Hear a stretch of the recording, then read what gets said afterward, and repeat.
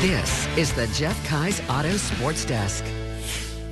Bearcats are back on the track at Team USA trials. The Rumble Ponies start up the second half, and the Yanks look to bounce back after a Subway Series sweep.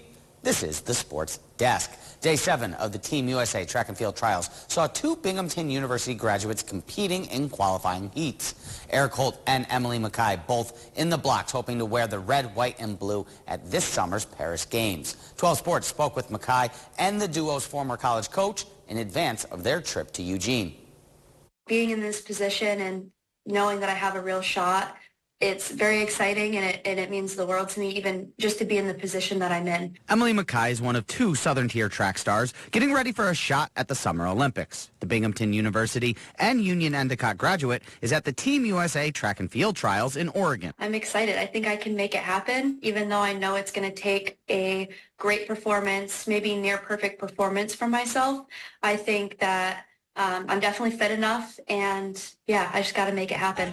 Mackay comes into the 1,500-meter trials rounding into peak form. She recently set personal records in both the 1,500 and in the 800 meters, setting the fastest time for an American female this season. Staying really strong through the whole kind of preseason and waiting to hit speed work until now, I think has really just helped me to feel sharp. She won't be the only Bearcat Thursday night out on the track. 2018 Binghamton alum Eric Holt hits the track about an hour before Emily. Holt competed last week in the 1,500 meter, but was unable to lock up a spot on the team. He has a second chance to don the red, white, and blue, attempting to qualify in the 800. He's going to do this. He's going to go against the best in the world. He's beaten an Olympian, like in Hobbs Kessler. He's almost beaten a world champion in Jake Whiteman. Like this is the guy who he is. He's going to put his head down and grind, and he's not going to give up. Holt's determination was recently rewarded as well. Just 24 hours before his 800-meter qualifying heat, Holt inked his first shoe deal. The Bearcat will now be rocking the Puma Cat on his kit, signing a sponsorship deal with the sneaker company. Holt said to Runner's World magazine after the deal was announced, he's excited to show the world that Puma made a wise investment. Puma's investment paying off as Holt moving on to the next round with a time of 1:47.28. He finished 5th in his heat and 23rd out of 26 runners overall. Holt hits the track again Friday at 8:53 p.m. for the semis. And Mackay also on to the semis. The former Bearcat and Tiger tamed the field, finishing 2nd in her heat and 2nd overall. Mackay just 6/100ths behind the top spot with a 4-minute, 6.47 second finish. She's on the track again Friday at 9:39 p.m. The Binghamton Rumble Ponies back at home for the start up of the second half of the season. The team surged into second place to finish the first half and are looking to keep the mojo rolling into the dog days of summer. 12 Sports' Hunter Caparelli spent the afternoon at Mirabito. The Rumble Ponies are still looking to lock up the Eastern League's other playoff spot after a solid first half of the season.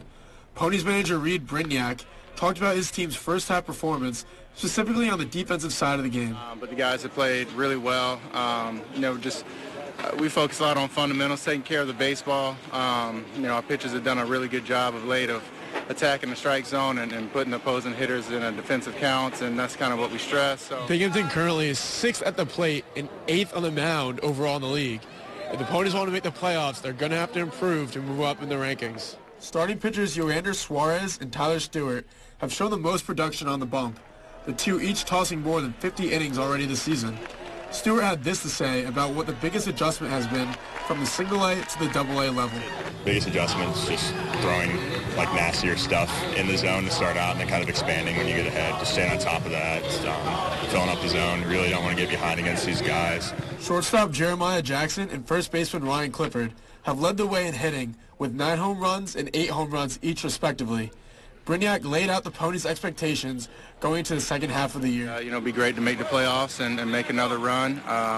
Help getting guys promoted to the next level is another goal. We attack every day, we work every day, and try to get better every day. Binghamton is still looking for its first win after the halfway point. We head to Mirabito to see if they picked up that win here on Thursday night. Starting pitcher Brandon Sproat in trouble first inning, but big help from Kevin Parada as he guns down the runner at third. Sproat with some more defense. The strikeout here the punch out to keep the Sea Dogs scoreless. Third baseman Rowdy Jordan jammed, but that gets past the shortstop still, bringing in the Ponies' first run of the game, and Sproat getting some more defense. Wyatt Young taking this himself for the double play, and then Jalen Palmer showing his infield teammates what he can do with the 360 grab and throw to get the out at first. But Parada one more time, swiper no swiping. He gets the runner at second, and the Ponies get the win 8-0. They're back at it tomorrow for a doubleheader. First pitch, 4 p.m. And finally, Yankees losing streak extends to 4 as well. Bombers managed just 3 hits north of the border. Trent Gershom with a round tripper, but the Blue Jays sent 3 to the seats as Toronto picks up the win 9-2. And that is it for us. So until we see you again at the Sports Desk, back to you.